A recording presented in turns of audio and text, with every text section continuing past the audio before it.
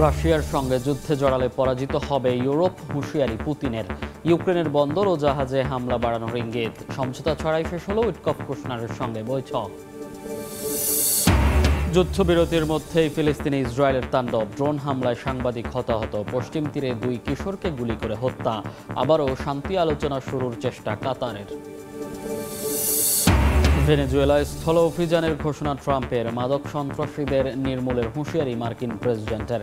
ক্ষমার নিশ্চয়তায় দেশ ছাড়তে রাজি মাদুরো, দাবি রয়টার্সের। মানসিক চাপে আছেন ইমরান খান। সাক্ষাৎ শেষে জানালেন বোন উজমা। চিকিৎসা সেবা বঞ্চিতের অভিযোগ। পিটিআই মির্জাফরদের স্থান নেই, জানান পাকিস্তানের সাবেক প্রধানমন্ত্রী। এবং হংকংয়ে আগুনের ঘটনায় নিহতের সংখ্যা বেড়ে 156, এখনও নিখোঁজ 40। সংস্কার কাজে নিম্নমানের সামগ্রী ব্যবহারের অভিযোগ, গ্রেফতার 15। স্বাধীন তদন্ত কমিশন গঠনের সিদ্ধান্ত।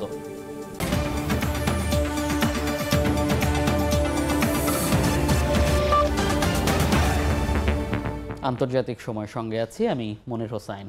রাশিয়ার সঙ্গে যুদ্ধে জড়ালে দ্রুত পরাজিত হবে ইউরোপ, এমনটাই হুঁশিয়ারি দিয়েছেন রুশ প্রেসিডেন্ট ভ্লাদিমির পুতিন।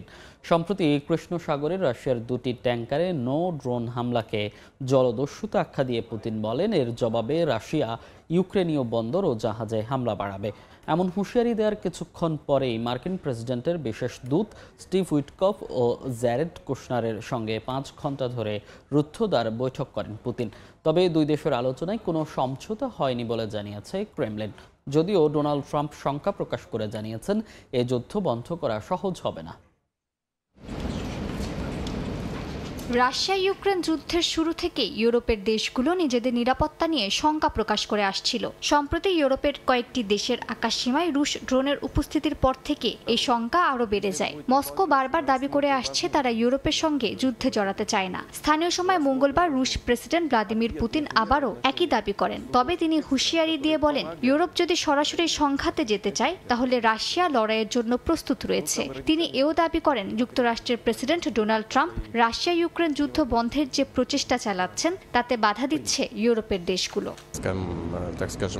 যদি ইউরোপ আমাদের সঙ্গে যুদ্ধ শুরু করে তবে খুব দ্রুতই পরিস্থিতি পাল্টে যাবে। এটি ইউক্রেন নয়। ইউক্রেনের ক্ষেত্রে আমরা সতর্ক ও নির্দিষ্ট পদ্ধতিতে কাজ করি। এটি আধুনিক অর্থে পূর্ণমাত্রার যুদ্ধ নয়। কিন্তু যদি ইউরোপ যুদ্ধ বেছে নেয় তবে পরিস্থিতি খুব দ্রুত এমন পর্যায়ে পৌঁছতে পারে যেখানে আলোচনার জন্য কাউকেই আর খুঁজে পাওয়া যাবে না।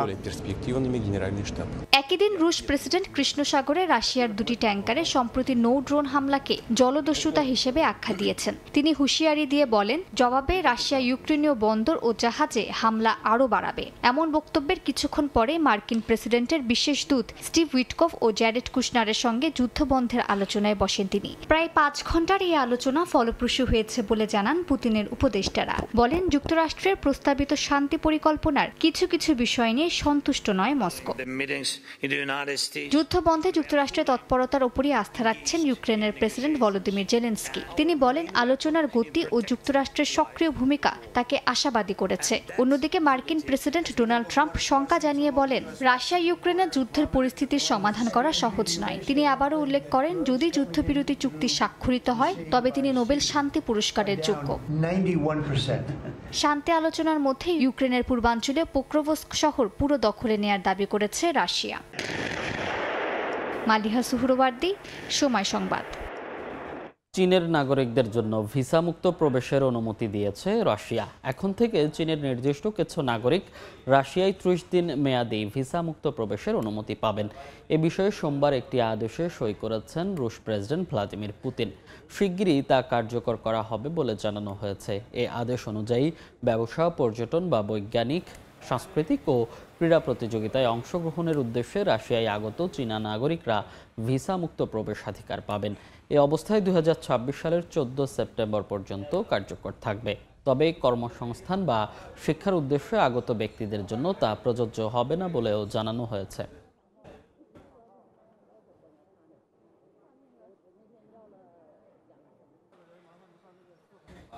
যুদ্ধবিরতির মধ্যেই ফিলিস্তিন জুড়ে চলছে ইসরায়েলি বাহিনীর তাণ্ডব। খান ইউনিসে ইসরায়েলি ড্রোন হামলায় একজন সাংবাদিক নিহত এবং একজন সাংবাদিক আহত হয়েছেন। পশ্চিম তীরে 2 কিশোরকে গুলি করে হত্যা করেছে দখলদার বাহিনী। অব্যাহত রয়েছে সামরিক অভিযানও। এদিকে মধ্যস্থতার মাধ্যমে শান্তি আলোচনার দ্বিতীয় ধাপ শুরু করার চেষ্টা করছে কাতার। এমন চিত্র যেন যুদ্ধবিরতির একেবারে বিপরীত। ফিলিস্তিনের পশ্চিম তীরের নাবলাসে ইসরায়েলি সেনারা সন্দেহভাজন ফিলিস্তিনি যোদ্ধা আব্দুল করিম সানুবারের বাড়ি ধ্বংস করে দেয়। আশপাশের 13টি বাড়ি নিরাপদে খালি করা হয়। ইসরায়েল কর্তৃপক্ষের দাবি, সন্ত্রাসী কর্মকাণ্ড রোধের জন্যই মূলত এই অভিযান চালানো হয়েছে। একই দিন গাজার খান ইউনিসের সাংবাদিক মাহমুদ ওয়াদি ইসরায়েলি হামলায় নিহত হয়েছেন। ইসরায়েলি সেনাদের দাবি, ওয়াদি হামাসের অক্টোবর 2023 সালের হামলায় অংশ নিয়েছিলেন। একই হামলায় আরও একজন ফিলিস্তিনি সাংবাদিক আহত হয়েছেন। গাজার কর্তৃপক্ষ বলছে, আহত সাংবাদিকের চিকিৎসা চলছে। এই ঘটনায় স্থানীয় গণমাধ্যমে শোক ও উদ্বেগ দেখা দিয়েছে। এছাড়া অধিকৃত পশ্চিম তীরে 2 ফিলিস্তিনি কিশোর ইসরায়েলি বাহিনীর হামলায় নিহত হয়েছেন। হেব্রনে 17 বছর বয়সী মুহান্নাদ তারিক আল জুখাইরকে সেনারা গুলি করে হত্যা করে। রামাল্লায় 18 বছর বয়সী রাসলান আসমারকেও গুলি করে হত্যার পর মাটিতে রক্তাক্ত অবস্থায় ঘণ্টার পর ঘণ্টা ফেলে রাখা হয়। নেতানিয়াহু বাহিনীর বারবার যুদ্ধবিরতির লঙ্ঘনের পরেও আশাবাদ ব্যক্ত করে কাতার জানিয়েছে, খুব শিগগিরই ইসরায়েল ও হামাসকে শান্তি আলোচনার দ্বিতীয় পর্যায়ে আনা হবে। আলোচনায় গাজার ইসরায়েল নিয়ন্ত্রিত এলাকায় হামাস যোদ্ধাদের উপস্থিতি এবং অন্যান্য সংবেদনশীল বিষয় অন্তর্ভুক্ত থাকবে বলে জানানো হয়েছে। মালিহা সুহরওয়ার্দী, সময় সংবাদ। ভেনেজুয়েলায় শিগগিরই স্থল অভিযানের ঘোষণা দিয়েছেন মার্কিন প্রেসিডেন্ট ডোনাল্ড ট্রাম্প। কেবল সমুদ্রপথ নয়, যেখানেই মাদক সন্ত্রাসীরা থাকবে সেখানেই লক্ষ্যভেদ হবে বলে হুঁশিয়ারি দিয়েছেন তিনি। একই সঙ্গে কারাকাসের মাদকবাহী নৌযান লক্ষ্য করে হামলায় বেঁচে যাওয়া ব্যক্তিদের দ্বিতীয় দফায় নির্দেশ দিয়ে হত্যা করার অভিযোগ অস্বীকার করেছেন ট্রাম্প। এর মধ্যেই রয়টার্সের এক প্রতিবেদনে বলা হয়েছে, সাধারণ ক্ষমার নিশ্চয়তায় দেশ ছাড়তে রাজি হয়েছেন ভেনেজুয়েলার প্রেসিডেন্ট নিকোলাস মাদুরো। মাদক বিরোধী অভিযানের আড়ালে ভেনেজুয়েলার সঙ্গে উত্তেজনার পারদ তীব্র হচ্ছে যুক্তরাষ্ট্রের। মার্কিন নৌবাহিনীর অভিযানে ভেনেজুয়েলার সন্দেহভাজন মাদকবাহী নৌকা টার্গেট করে দ্বিতীয় দফার ডাবল ট্যাপ হামলার অভিযোগ তীব্র বিতর্কের সৃষ্টি করেছে। তবে মার্কিন প্রেসিডেন্ট ডোনাল্ড ট্রাম্প দাবি করেছেন, দ্বিতীয় দফার হামলা সম্পর্কে তিনি কিছুই জানতেন না। স্থানীয় সময় মঙ্গলবার মন্ত্রিসভার বৈঠকে ট্রাম্প দাবি করেন, শুধুমাত্র প্রথম দফার সফল অভিযান সম্পর্কে তিনি জানতেন। মার্কিন সমরমন্ত্রী পিট হেগসেতো ট্রাম্পের সঙ্গে সুর মিলিয়ে বলেন, প্রথম ধাপের হামলা তিনি সরাসরি দেখার পর অন্য কাজে চলে যান। হোয়াইট হাউস জানিয়েছে, নৌবাহিনীর উচ্চ পদস্থ এক কর্মকর্তা দ্বিতীয় দফার হামলার নির্দেশ দিয়েছিলেন। এদিন মন্ত্রিসভার বৈঠকে মার্কিন প্রেসিডেন্ট ডোনাল্ড ট্রাম্প ভেনেজুয়েলার স্থল অভিযানের ঘোষণা দেন। বলেন, মাদক বিরোধী অভিযান এখন শুধু সমুদ্রপথে সীমাবদ্ধ থাকবে না, বরং কারাকাসের যে অঞ্চলে মাদক সন্ত্রাসীরা থাকবে সে অঞ্চলকে হামলার লক্ষ্যবস্তু বানানো হবে। তিনি বলেন, যে দেশ বা যে ব্যক্তি যুক্তরাষ্ট্রে মাদক পাঠাবে সবাই আক্রমণের শিকার হবে। এদিকে বার্তা সংস্থা রয়টার্সের প্রতিবেদন অনুযায়ী সাধারণ ক্ষমার নিশ্চয়তায় দেশ ছাড়তে রাজি হয়েছেন ভেনেজুয়েলার প্রেসিডেন্ট নিকোলাস মাদুরো। প্রতিবেদনে জানানো হয়, গেল মাসে ট্রাম্পের সঙ্গে এক ফোনালাপে মাদুরো নিজের ও শতাধিক কর্মকর্তার জন্য পূর্ণ আইনি মওকুফ, নিষেধাজ্ঞা প্রত্যাহার ও ভবিষ্যৎ সুরক্ষার অনুরোধ করেন। গণমাধ্যমের তথ্য অনুযায়ী ট্রাম্প তা প্রত্যাখ্যান করে তাকে 1 সপ্তাহের মধ্যে দেশ ছাড়ার সময়সীমা দেন। সময়সীমা পেরোতেই ট্রাম্প ভেনেজুয়েলার আকাশসীমা সম্পূর্ণ বন্ধের ঘোষণা দেন বলে জানা গেছে। এসব গুঞ্জনের মধ্যেই নিজ দেশের জনগণের প্রতি আনুগত্যের শপথ করেছেন ভেনেজুয়েলার প্রেসিডেন্ট নিকোলাস মাদুরো। এক সমাবেশে মাদুরো দাবি করেন, রাজনৈতিক উদ্দেশ্যেই যুক্তরাষ্ট্র ভেনেজুয়েলার ওপর চাপ বাড়াচ্ছে। মালিহা সুহরওয়ার্দী, সময় সংবাদ। এদিকে ক্যারিবীয় অঞ্চলে ভেনেজুয়েলাকে ঘিরে উত্তেজনার মধ্যেই পানামায় যুক্তরাষ্ট্রের যৌথ মহড়া নতুন আলোচনার জন্ম দিয়েছে। পানামা পুলিশ, বিমান ও নৌবাহিনীর সঙ্গে মার্কিন নৌবাহিনীর চলে জঙ্গলে টিকে থাকার অনুশীলন, পাশাপাশি আকাশপথে আহতদের উদ্ধারের অনুশীলনও করা হয়। যদিও ওয়াশিংটন বলছে এই মহড়ার সঙ্গে ভেনেজুয়েলার কোনো সম্পর্ক নেই। স্থানীয় সময় মঙ্গলবার পানামা ও যুক্তরাষ্ট্র যৌথভাবে পানামার 25 জন পুলিশ, বিমান ও নৌবাহিনীর সদস্য এবং সমসংখ্যক মার্কিন মেরিন নিয়ে প্রশিক্ষণ মহড়া চালায়। ক্যারিবীয় এলাকায় মার্কিন সামরিক উপস্থিতিকে ভেনেজুয়েলা হুমকি হিসেবে দেখছে, এমন প্রেক্ষাপটে মহড়াটি নতুন করে নজর কেড়েছে। আকাশপথে আহত ব্যক্তি সরিয়ে নেওয়ার অনুশীলন ছিল এদিনের প্রধান ড্রিল। পানামার নিরাপত্তা বাহিনী বলছে এ প্রশিক্ষণের মূল লক্ষ্য তাদের বাহিনীগুলোর মধ্যে সমন্বয় জোরদার করার পাশাপাশি মাদক পাচারের বিরুদ্ধে অভিযান বাড়ানো। অন্যদিকে মার্কিন বাহিনী বলছে তাদের প্রধান উদ্দেশ্য জঙ্গলে টিকে থাকার অভিজ্ঞতা অর্জন করা। পানামার সঙ্গে সহযোগিতা চুক্তির সর্বোচ্চ ব্যবহার করাই লক্ষ্য বলে জানিয়েছে মার্কিন ক্যাপ্টেন নেলসন মার্চান। এবছর যুক্তরাষ্ট্র পানাম্যাক্স আলফা 2025 এর অংশ হিসাবে পানামায় বিভিন্ন মহড়া চালিয়েছে, যার মূল লক্ষ্য ছিল পানামা খাল রক্ষা। পানামা খালকে কেন্দ্র করে আঞ্চলিক নিরাপত্তা ও বাণিজ্যের গুরুত্ব বাড়ায় যুক্তরাষ্ট্র সেখানে নিয়মিতই নানা অনুশীলন চালিয়ে যাচ্ছে। মার্কিন বাহিনী সেপ্টেম্বরের শুরু থেকে ক্যারিবীয় ও প্রশান্ত মহাসাগরে বেশ কয়েকটি সন্দেহভাজন মাদকবাহী নৌকা লক্ষ্য করে অভিযান চালিয়েছে, যাতে নিহত হয়েছেন বহু মানুষ। বিশ্লেষকদের মতে ডোনাল্ড ট্রাম্পের প্রশাসন ভেনেজুয়েলার নিকোলাস মাদুরোর সরকারকে চাপে রাখতে সামরিক তৎপরতা বাড়াচ্ছে। ইয়াসিন মোহাম্মদ জিসান, সময় সংবাদ। আন্তর্জাতিক সময় আরও থাকছে। বিনা শুল্কে ওষুধ রফতানি করতে যুক্তরাষ্ট্র যুক্তরাজ্যের চুক্তি। বছরে 500 কোটি পাউন্ডের ব্রিটিশ ওষুধ আমদানি করবে ওয়াশিংটন, জানালো হোয়াইট হাউস। বিনিয়োগ বাড়ার আশা।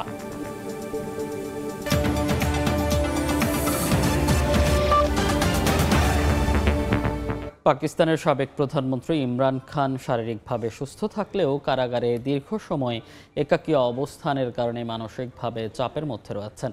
মঙ্গলবার তার সঙ্গে সাক্ষাতের পর এই কথা জানান বোন উজমা খানম। সাক্ষাতের সময় পিটিআইয়ে মীর জাফরদের কোনো জায়গা নেই বলে স্পষ্ট জানিয়ে দিয়েছেন ইমরান খান।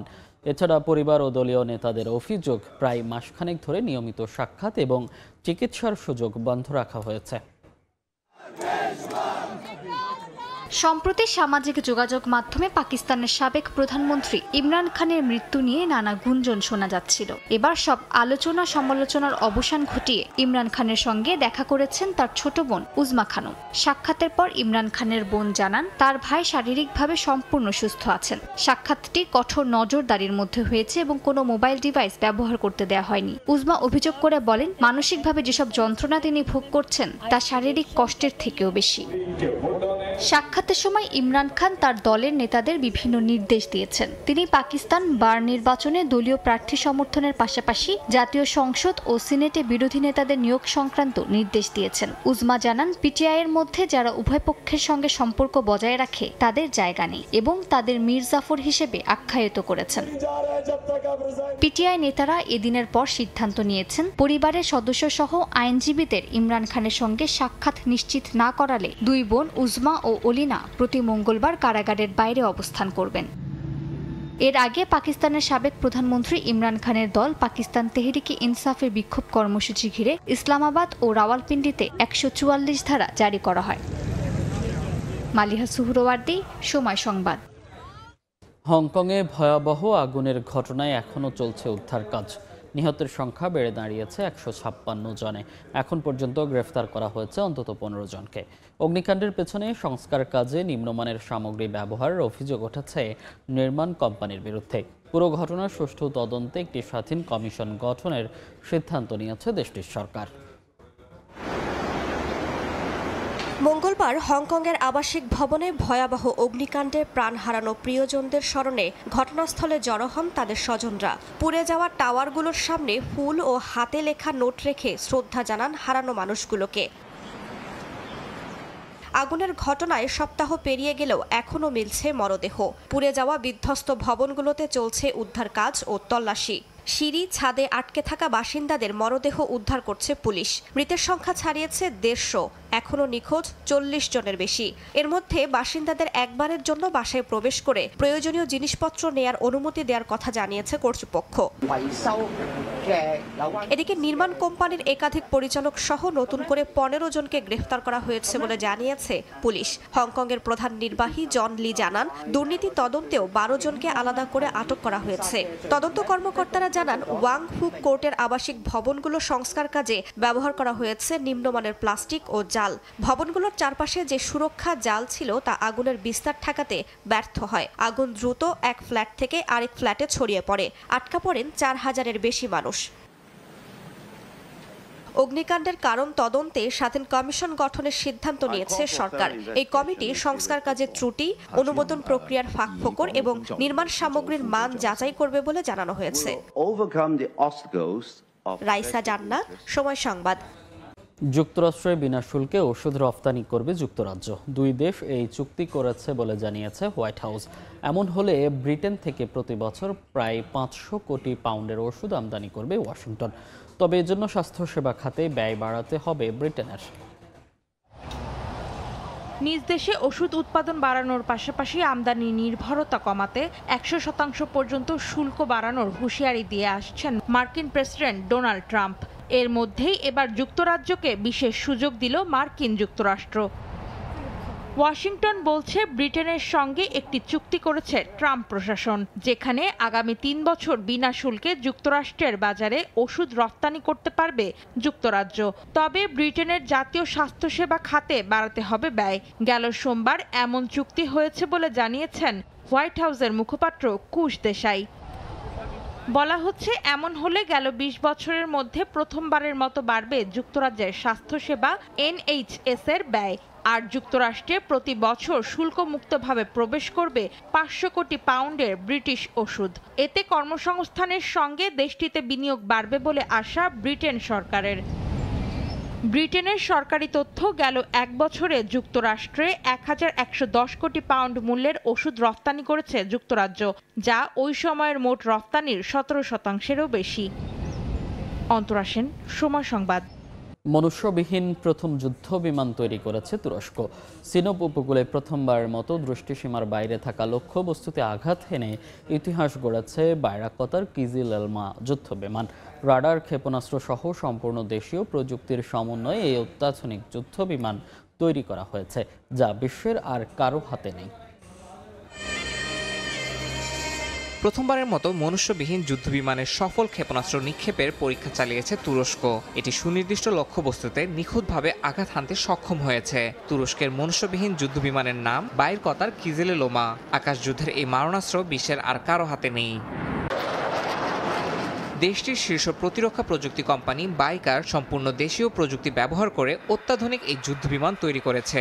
সিনোপ উপকূলের পরীক্ষায় কিজেলোলোমা ক্ষেপণাস্ত্র ছুড়ে দ্রুতগামী জেট লক্ষ্যবস্তুতে নিখুঁতভাবে আঘাত হানে। প্রথমে এসেলসানের মুরাদ AESA রাডার দিয়ে লক্ষ্য শনাক্ত হয়, তারপর তা অনুসরণ করে ক্ষেপণাস্ত্র ছোড়া হয়। তুরস্কের ইতিহাসে এটিই প্রথম যেখানে দেশীয় রাডার ও ক্ষেপণাস্ত্র একসঙ্গে পরীক্ষায় সাফল্য পেয়েছে। বাইকার জানায় এই সাফল্যের মাধ্যমে কিজেলোলোমা এখন বিশ্বের একমাত্র মনুষ্যবিহীন যুদ্ধবিমান যার এয়ার টু এয়ার কমব্যাট সক্ষমতা রয়েছে। আকাশের দ্রুতগতির চলমান লক্ষ্যবস্তুতে সুনির্দিষ্ট আঘাত হানতে পারার ঘটনা UAV প্রযুক্তিকে সম্পূর্ণ নতুন মাত্রায় পৌঁছে দিয়েছে। এই ঘটনায় কিজেলোলোমার সঙ্গে মেরজিফোন ঘাঁটির 5টি F-16 যুদ্ধবিমান অংশ নেয়। ভবিষ্যৎ মানুষবাহী ও মনুষ্যবিহীন যৌথ আকাশ যুদ্ধের দিক নির্দেশনা দিচ্ছে তুরস্কের এই সফলতা। 2003 সাল থেকে বাইকার নিজস্ব অর্থায়নে UAV প্রকল্প চালিয়ে যাচ্ছে। আজ কোম্পানিটি বিশ্ব ড্রোন বাজারে শীর্ষস্থানীয় রপ্তানিকারক। 2023 ও 2024 এই 2 বছরেই $1.8 বিলিয়ন রপ্তানি আয় ধরে রেখেছে কোম্পানিটি। পরিসংখ্যান বলছে টানা 4 বছর ধরে তুরস্কের প্রতিরক্ষা ও এরোস্পেস রপ্তানিতে সর্বোচ্চ অবস্থান তাদেরই। কিজেলোলোমার সফল পরীক্ষা এই অবস্থানকে আরও দৃঢ় করবে বলে মত বিশ্লেষকদের। ইয়াসিন মোহাম্মদ জিসান, সময় সংবাদ। আন্তর্জাতিক সময় আরও থাকছে। অস্ট্রেলিয়ায় 16 বছর কম বয়সীরা ফেসবুক, টিকটক সহ 10 সামাজিক মাধ্যম ব্যবহার করতে পারবে না। 10 ডিসেম্বর থেকে আইন কার্যকর। নিষিদ্ধ কাজে উৎসাহিত হওয়ার শঙ্কা। তাইওয়ানের জাতীয় নিরাপত্তা নিয়ে কোনো ধরনের আপোষের সুযোগ নেই বলে মন্তব্য করেছেন প্রেসিডেন্ট লাই চিংতে। স্থানীয় সময় মঙ্গলবার সেনাবাহিনীর রিজার্ভ সদস্যদের উদ্দেশ্যে দেয়া এক ভাষণে তিনি বলেন, তাইওয়ানের স্বাধীনতা ও গণতন্ত্র নিয়ে বিতর্কের কোনো সুযোগ নেই। চীনের ক্রমবর্ধমান সামরিক চাপ ও আক্রমণাত্মক অবস্থানের মধ্যেই গেল সপ্তাহে $40 বিলিয়ন অতিরিক্ত প্রতিরক্ষা বাজেট ঘোষণা করেন তাইওয়ানের প্রেসিডেন্ট লাই চিংতে। এই বাজেটকে তাইওয়ানের ইতিহাসে অন্যতম বৃহৎ প্রতিরক্ষা বরাদ্দ হিসেবে দেখা হচ্ছে। লক্ষ্য দ্বীপটির আকাশ ও সমুদ্র প্রতিরক্ষা জোরদার করা, সেই সঙ্গে সামরিক বাহিনীর আধুনিকীকরণ এবং সম্ভাব্য যুদ্ধ পরিস্থিতির জন্য রিজার্ভ বাহিনীকে আরও প্রস্তুত করা। স্থানীয় সময় মঙ্গলবার উত্তর পূর্বাঞ্চলীয় ইলান কাউন্টিতে রিজার্ভ সদস্যদের উদ্দেশ্যে দেয়া বক্তব্যে লাই বলেন, চীনের চাপ, হয়রানি এবং সম্ভাব্য যে কোনো পরিস্থিতির জন্য আরও ভালোভাবে প্রস্তুত হচ্ছেন তারা। জাতীয় নিরাপত্তায় কোনো আপোষ চলবে না জানিয়ে কড়া বার্তা দেন প্রেসিডেন্ট লাই। বলেন, সমঝোতার পথে হাঁটতেও দরকার বাস্তব শক্তি, না হলে যে কোনো সমঝোতাই শেষ পর্যন্ত আত্মসমর্পণে গিয়ে ঠেকতে পারে। প্রকৃত শান্তি নিশ্চিত করতে তাইওয়ানকে শক্তির উপর নির্ভর করতে হবে, কারণ শান্তি কোনো চুক্তিনামা দিয়ে অর্জিত হয় না এবং তা কোনো আগ্রাসীর দাবির কাছে নতি স্বীকার করেও অর্জিত হবে না। সমঝোতার পথে হাঁটতে হলে সামর্থ্য থাকতে হবে যেন জাতীয় স্বার্থ রক্ষা করা যায়। পর্যাপ্ত শক্তি ছাড়া কথিত সমঝোতা শেষ পর্যন্ত আত্মসমর্পণে ঠেকে। 2021 সালে রিজার্ভ বাহিনীর প্রশিক্ষণে সংস্কার আনে তাইওয়ান সরকার। বাড়ানো হয় যুদ্ধ ও গুলি চালানোর অনুশীলন। পরের বছর বাধ্যতামূলক সামরিক সেবার মেয়াদ বাড়িয়ে 1 বছর করা হয়। ভাষণ শেষে রিজার্ভ সেনাদের ড্রোন ওড়ানো, অস্ত্র চালনা, গ্রেনেড নিক্ষেপ ও প্রাথমিক চিকিৎসা প্রশিক্ষণও পর্যবেক্ষণ করেন প্রেসিডেন্ট লাই। শিউলি রোজা, সময় সংবাদ। অস্ট্রেলিয়ায় আগামী 10 ডিসেম্বর থেকে 16 বছরের কম বয়সীদের জন্য জনপ্রিয় 10টি সামাজিক যোগাযোগ মাধ্যম ব্যবহারে নিষেধাজ্ঞা আইন কার্যকর হতে যাচ্ছে। অভিভাবকরা এতে সমর্থন জানালেও অস্থিরতায় ভুগছে সোশ্যাল মিডিয়ায় আসক্ত নতুন প্রজন্ম। বিশেষজ্ঞদের অনেকে বলছেন, এই নিষেধাজ্ঞা শিশুদের আরও বিপজ্জনক ও নিষিদ্ধ কাজে উৎসাহিত করতে পারে। অস্ট্রেলিয়া থেকে এসএম আমিনুল রুবেলের রিপোর্ট। বিশ্বের প্রথম দেশ হিসেবে আগামী 10 ডিসেম্বর থেকে 16 বছরের কম বয়সী শিশু ও কিশোরদের জন্য সোশ্যাল মিডিয়া ব্যবহারে আনুষ্ঠানিকভাবে নিষেধাজ্ঞা জারি করতে যাচ্ছে অস্ট্রেলিয়া সরকার। অনলাইনের ক্ষতিকর কন্টেন্ট, সাইবার বুলিং, গ্রুমিং ও অনৈতিক আচরণ থেকে শিশু কিশোরদের নিরাপদে রাখতে এমন সিদ্ধান্ত দেশটির। Facebook, Instagram, TikTok, Snapchat, YouTube, threads, Reddit, x, kick এবং টুইচ প্ল্যাটফর্মে 16 বছরের নিচে কেউ নতুন অ্যাকাউন্ট খুলতে পারবে না। এমনকি বর্তমান অ্যাকাউন্টগুলো বন্ধ করতে হবে। নতুন এই নীতিমালা না মানলে প্ল্যাটফর্মগুলোকে সর্বোচ্চ 49.5 মিলিয়ন অস্ট্রেলিয়ান ডলার জরিমানা করা হবে। তবে গেমিং প্ল্যাটফর্ম, ডেটিং অ্যাপ বা এআই চ্যাট প্ল্যাটফর্মগুলো থাকবে নিষেধাজ্ঞার বাইরে। বিশেষজ্ঞদের কেউ কেউ বলছেন, এই নিষেধাজ্ঞা শিশুদের আরও বিপজ্জনক ও নিষিদ্ধ কাজে উৎসাহিত করতে পারে। বিতর্কিত সিদ্ধান্তের বিরুদ্ধে এরই মধ্যে 15 বছর বয়সী নোয়া জোন্স নামে এক কিশোর সরকারের বিরুদ্ধে মামলা করেছে। এদিকে সবার নজর এখন অস্ট্রেলিয়ার দিকে। বিশেষজ্ঞরা বলছেন, দেশটি সফলতা পেলে বিশ্বের আরও অনেক দেশ শিশুদের নিরাপদ ভবিষ্যতের জন্য একই নীতি অনুসরণ করতে পারে। এতে যুক্তরাষ্ট্র ও চীনা টেক জায়ান্টদের ব্যবহারকারী কমার পাশাপাশি বিলিয়ন ডলার লোকসানেরও শঙ্কা রয়েছে। এসএম আমিনুল রুবেল, সময় সংবাদ, অস্ট্রেলিয়া। ভারতের নয়াদিল্লিতে বায়ু দূষণ পরিস্থিতির ক্রমেই অবনতি হচ্ছে। শহর জুড়ে ঘন ধোঁয়াশার কারণে শ্বাস নিতে যুদ্ধ করতে হচ্ছে বাসিন্দাদের। অসুস্থ হয়ে পড়ছে শিশুরাও। দূষণের কারণে নাজেহাল অবস্থায় দিন পার করছে খেটে খাওয়া মানুষ। মঙ্গলবার সকাল থেকেই ঘন ধোঁয়াশায় আচ্ছন্ন ছিল ভারতের নয়াদিল্লির আকাশ। রাস্তা, ভবন, এমনকি সূর্যের আলো হারিয়ে যায় ধোঁয়াশায়। আন্তর্জাতিক বায়ুমান সংস্থা IQAir এর তথ্য অনুযায়ী নয়াদিল্লির বায়ুর মান দাঁড়িয়েছে 368। এমন পরিস্থিতিতে নাজেহাল অবস্থায় দিন পার করছেন বাসিন্দারা। ঘন ধোঁয়া ও বিষাক্ত বাতাস দৈনন্দিন জীবনকে প্রভাবিত করছে বলে দাবি অনেকের। ফুসফুসজনিত সমস্যায় ভুগছেন কেউ কেউ। পাশাপাশি দূষণে ক্ষতিগ্রস্ত হচ্ছে দেশটির পর্যটন খাত। এ অবস্থায় পরিস্থিতির অবনতির দায় সরকারের কাঁধেই চাপাচ্ছেন তারা। গত 10-15 দিন ধরে বায়ু দূষণ অনেক বেশি বেড়েছে। আমার চোখ জ্বালাপোড়া করে এবং এই দূষণের কারণে সবাই অসুস্থ হয়ে পড়ছে। দূষণ নিয়ন্ত্রণে প্রশাসন পানি ছেটানোর যন্ত্র মোতায়েন করেছে, যাতে বাতাসে থাকা ধূলিকণা কিছুটা হলেও কমে।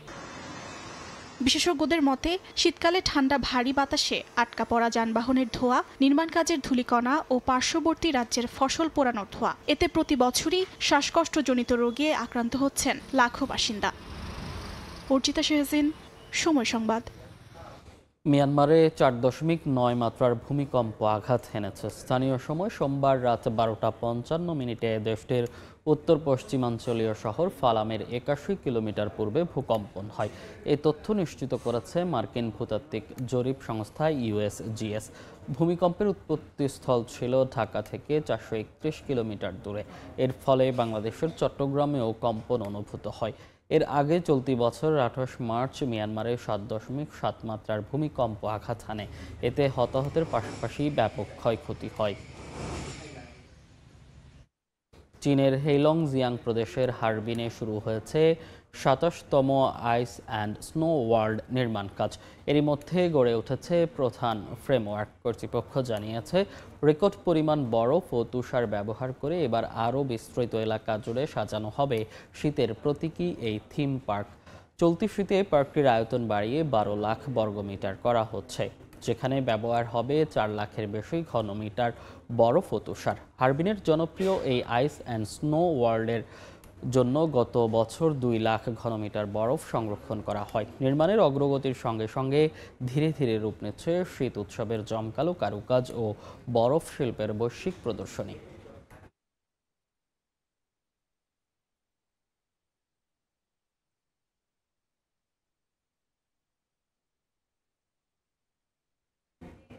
সুদানের পশ্চিম কর্দোফানের বাবানুসা অঞ্চল দখলের দাবি করেছে RSF। স্থানীয় সময় সোমবার আধা সামরিক বাহিনীটি জানায় তারা বাবানুসা পুরোপুরি দখলে নিয়েছে। সামাজিক যোগাযোগ মাধ্যমে ছড়িয়ে পড়া এক ভিডিওতে RSF-এর অস্ত্রধারীদের গুলি বর্ষণের পাশাপাশি উল্লাস করতে দেখা যায়। সেনাবাহিনীর আকস্মিক আক্রমণ প্রতিহত করেই শহর ও সেনা ঘাঁটি দখলে নেয়ার দাবি করেছে RSF। সুদানের আর্মি এটিকে মানবিক যুদ্ধবিরতির সুস্পষ্ট লঙ্ঘন হিসেবে আখ্যা দিয়েছে। পেরুর অ্যামাজন অঞ্চলে নৌকা ডুবে অন্তত 13 জন মারা গেছেন, আহত হয়েছেন 20 জনের বেশি। স্থানীয় সময় সোমবার ভোরে রাজধানী লিমা থেকে 415 কিলোমিটার উত্তর পূর্বে ইপিরিয়া বন্দর এলাকায় এই ঘটনা ঘটে। পেরুর সংবাদ মাধ্যম জানায় নৌকাটিতে শিক্ষক ও চিকিৎসক সহ মোট 41 জন আরোহী ছিলেন। কাছাকাছি একটি আদিবাসী সম্প্রদায়ের এলাকা থেকে আসা যাত্রীদের নামিয়ে দিতে ওই বন্দরে থামলে হঠাৎই ভূমিধসের কবলে পড়ে নৌকাটি। ক্ষতিগ্রস্ত হয় আশেপাশে থাকা আরও একটি নৌকা।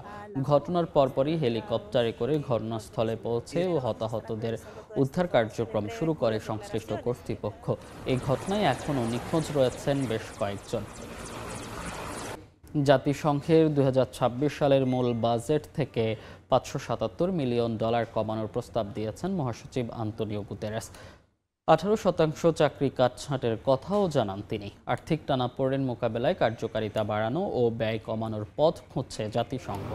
গুতেরেস জানান শুধু 2024 সালের পাওনা হিসেবেই বকেয়া দাঁড়িয়েছে $707 মিলিয়ন, যার মধ্যে 709 মিলিয়ন এখনও পাওয়া যায়নি।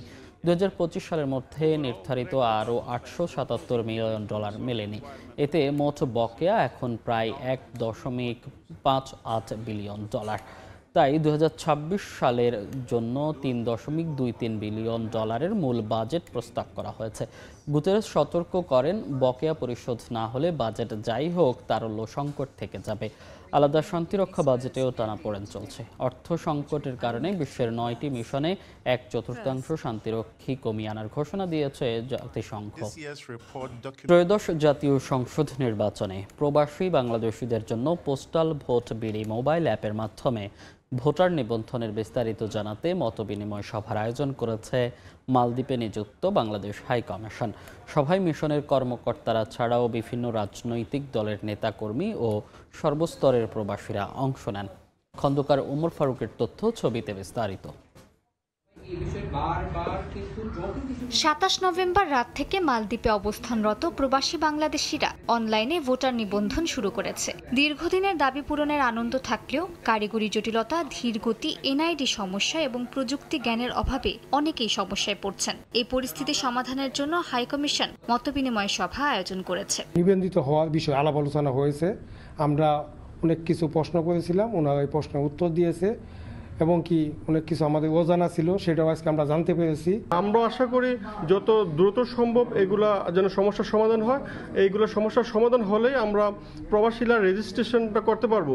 আমরাও চেষ্টা করব বাংলাদেশি যারা প্রবাসী আছে মালদ্বীপে অবস্থানরত তারা এই নিবন্ধন অতি তাড়াতাড়ি সম্পন্ন করার।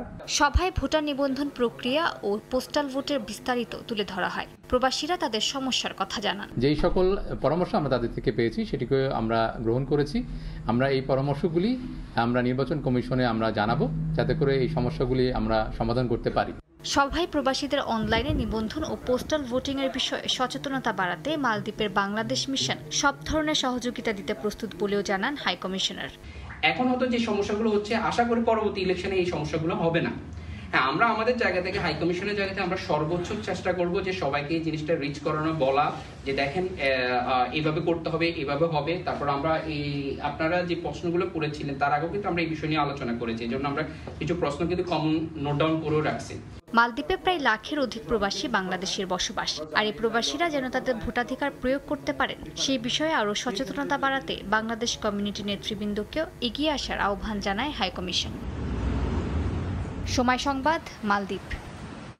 বিএনপি চেয়ারপারসন বেগম খালেদা জিয়ার রোগ মুক্তি ও সুস্থতা কামনায় দক্ষিণ আফ্রিকার পোর্ট এলিজাবেথে বিশেষ দোয়া মাহফিলের আয়োজন করেছে বিএনপি।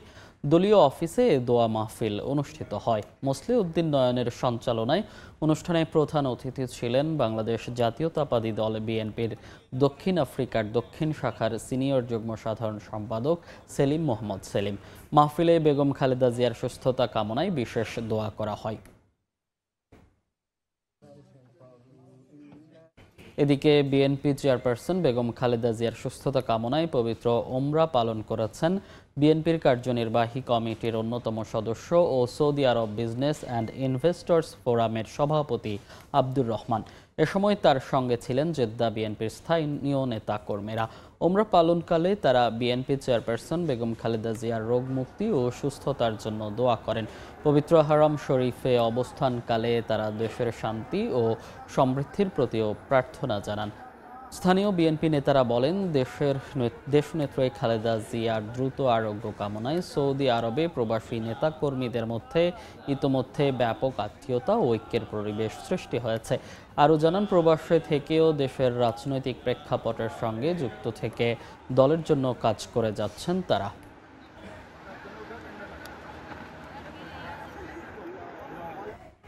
সাবেক প্রধানমন্ত্রী ও বিএনপির চেয়ারপারসন বেগম খালেদা জিয়ার দ্রুত আরোগ্য কামনায় ফিনল্যান্ডেও বিশেষ দোয়া ও মোনাজাত হয়েছে। স্থানীয় সময় মঙ্গলবার সন্ধ্যায় হেলসিঙ্কিতে ফিনল্যান্ড প্রবাসী বাংলাদেশি কমিউনিটির ব্যানারে হয় এই আয়োজন। ফিনল্যান্ড থেকে Mohiuddin Mathur report. BNP chairperson Begum Khaleda জিয়ার অসুস্থতার খবরে উদ্বেগ ছড়িয়েছে দেশ ছাড়িয়ে প্রবাসেও। সাবেক প্রধানমন্ত্রী বেগম খালেদা জিয়ার সুস্থতা কামনায় কোরআন তিলাওয়াত, দোয়া ও মোনাজাতের আয়োজন করে ফিনল্যান্ড প্রবাসী বাংলাদেশিরা। হেলসিঙ্কির রাওহাপিরি সেন্টারে দোয়া মোনাজাত পরিচালনা করেন হেলসিঙ্কি দারুল আমান মসজিদের খতিব ও কমিউনিটির সিনিয়র সিটিজেন আব্দুল কুদ্দুস খান। সমস্ত ভালো কাজগুলিকে তুমি কবুল করো আল্লাহ, আর এই ভালো কাজগুলি। এর আগে আলোচনা পর্বে স্বাগত বক্তব্য রাখেন ফিনল্যান্ড বিএনপির সাধারণ সম্পাদক জামান সরকার। বেগম খালেদা জিয়ার আপসহীনতার উপমা তুলে ধরেন মুসলিম ফোরাম ফিনল্যান্ডের সভাপতি ডাক্তার খালিদ সাইফুল্লাহ। আমার কাছে বাংলাদেশ হিসেবে খুব সমাপনী বক্তব্য রাখেন ফিনল্যান্ড বিএনপির সভাপতি কামরুল হাসান জনি। বলেন, দেশের গণতান্ত্রিক আন্দোলনের প্রতীক বেগম জিয়া। বাংলাদেশ জাতীয়তাবাদী দল ফিনল্যান্ড শাখা। মহিউদ্দিন মধু, সময় সংবাদ, ফিনল্যান্ড। কুয়েতে স্বর্ণের দোকানের জন্য পরিচিত আব্বাসিয়া মার্কেট। গ্রাহকের চাহিদা অনুযায়ী সোনা কিংবা রূপার গহনা তৈরি হয় এখানকার কারখানাগুলোতে। বহু বছর ধরেই এই মার্কেটে স্বর্ণশিল্পে আধিপত্য ধরে রেখেছেন প্রবাসী বাংলাদেশিরা। কুয়েত থেকে মঈন সুমনের রিপোর্টে বিস্তারিত। কুয়েতের আব্বাসিয়া স্বর্ণ মার্কেটে ঝলমলে শোরুমের পাশাপাশি রয়েছে ব্যস্ত কারখানা। এখানে দক্ষ কারিগররা প্রতিদিন তৈরি করছেন নেকলেস, কানের দুল, চুড়ি, আংটি সহ গ্রাহকদের পছন্দ অনুযায়ী নানা ডিজাইনের গহনা। যদিও আগের মতো কাস্টম ডিজাইনের চাহিদা কিছুটা কমেছে, তবুও অভিজ্ঞ কারিগররা এখনো অর্ডার অনুযায়ী বিশেষ নকশার গহনা তৈরি করছেন। দোকান মালিকরা জানান, এখানকার বাংলাদেশি কারিগরদের তৈরি গহনা শুধু কুয়েতেই নয়, পাঠানো হচ্ছে কাতার, বাহরাইন, সৌদি আরব সহ মধ্যপ্রাচ্যের বিভিন্ন দেশে। সব ধরনের অলংকার এখানে আমরা বানাই দিই ক্যাটালগ দেখে। সৌদি, কাতার, বাহরাইন থেকেও অর্ডার আসে অনলাইনে টিকটকের মাধ্যমে। তো ওই ডিজাইনগুলো আমরা তৈরি করে দেই। এখানকার কারিগররা ফ্যাশন ও ঐতিহ্যের সমন্বয়ে তৈরি করেন বিভিন্ন ধরনের নকশা। গ্রাহক চাইলে নির্দিষ্ট ক্যারেটের সোনা বা রূপা পছন্দের রং বা আকার মাথায় রেখে অর্ডার করতে পারেন একদম কাস্টমাইজড গহনা।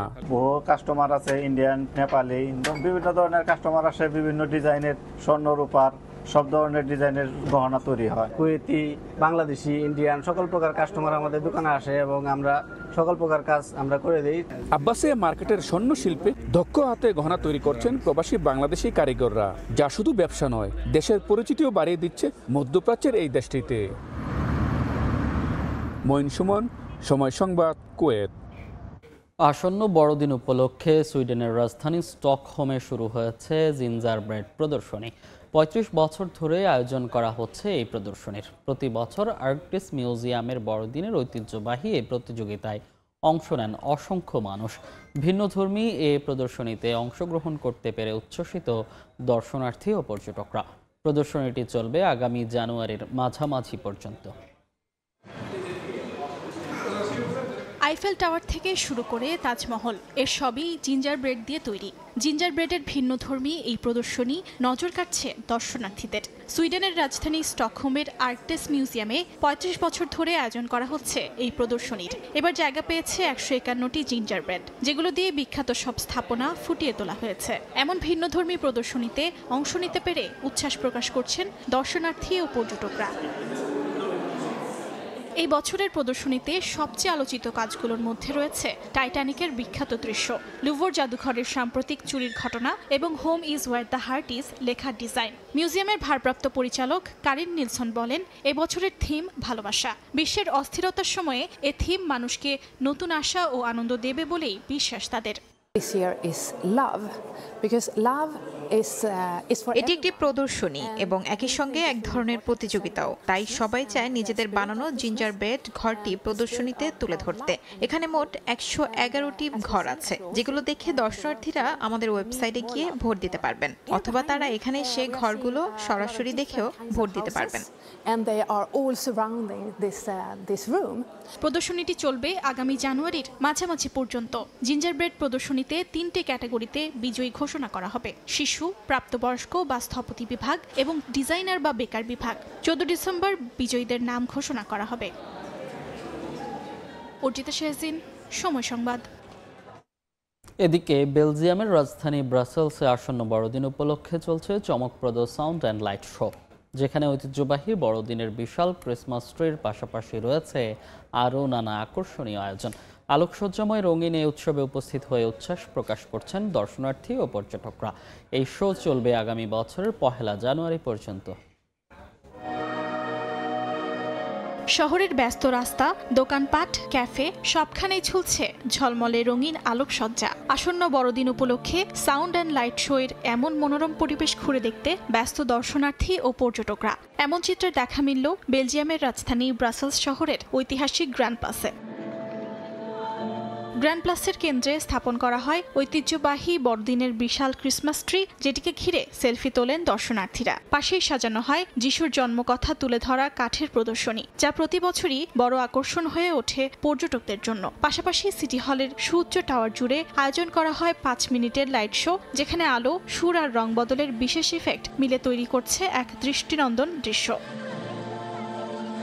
অর্থনৈতিক চাপ ও রাজনৈতিক অস্থিরতার মাঝেও এই উৎসবের আলো স্বস্তি আর আনন্দের মুহূর্ত এনে দিয়েছে বলে জানান স্থানীয়রা। আয়োজকরা জানান, ১ জানুয়ারি ২০২৬ পর্যন্ত প্রতিদিন সন্ধ্যায় চলবে সাউন্ড অ্যান্ড লাইট শো। নতুন শো এবং শহর জুড়ে আলোকসজ্জা এবছর আরও বেশি আন্তর্জাতিক পর্যটকদের আকৃষ্ট করবে বলে আশা করছে ব্রাসেলস পর্যটন কর্তৃপক্ষ।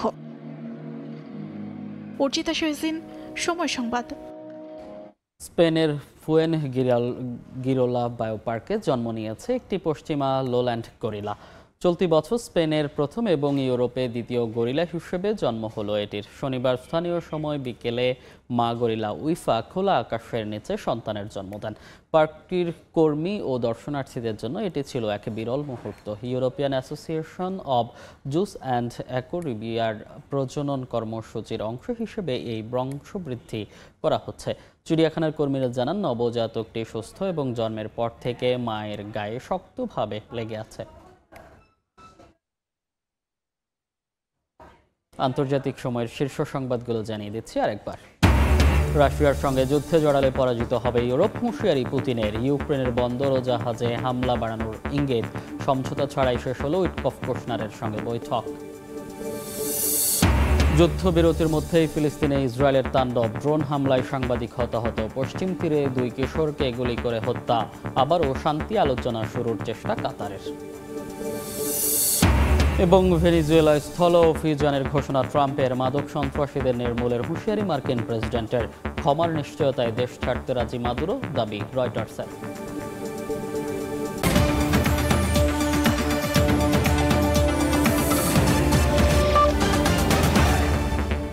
এই ছিল আন্তর্জাতিক সময়ের পর সকাল 10টার সময় সংবাদে সঙ্গে থাকবেন অর্জিতা ফেজিন। ধন্যবাদ মনির।